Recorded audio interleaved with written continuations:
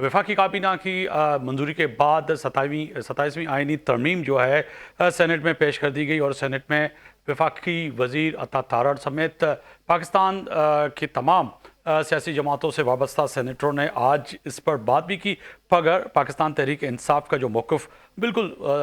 वाज़े तौर पर सामने था कि ऐवान के अंदर अपोजिशन मौजूद नहीं है, लीडर मौजूद नहीं है, उसके बावजूद अगर हुकूमत को इतनी जल्दी ही क्या है, अगर देखा जाए तो कहीं ना कहीं 27वीं आइनी तरमीम जो कई दिनों से जिस पे बहस चल रही थी कि पाकिस्तान के अंदर 27वीं आइनी तरमीम होने क्या जाएगा, क्या सूबों से 18वीं तरमीम के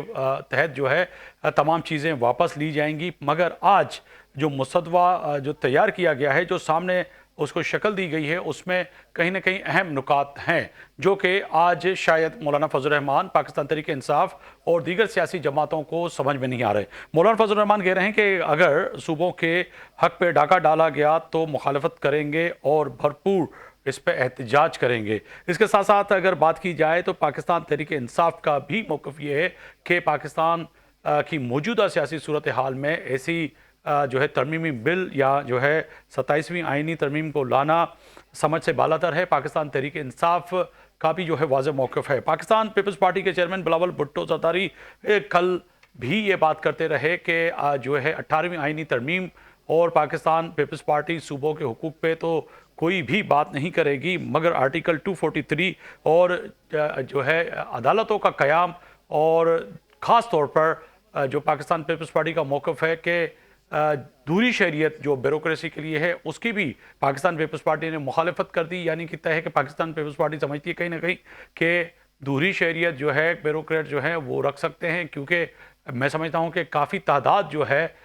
वफाक में सूबों में दूरी शरीयत की जो ब्यूरोक्रेसी है उनकी है। शायद पाकिस्तान पीपल्स पार्टी समझती है कि उनको ऐसे ही रहने देना चाहिए। इसके साथ साथ पाकिस्तान की मौजूदा सियासी सूरत हाल में फील्ड मार्शल आसिम मुनीर की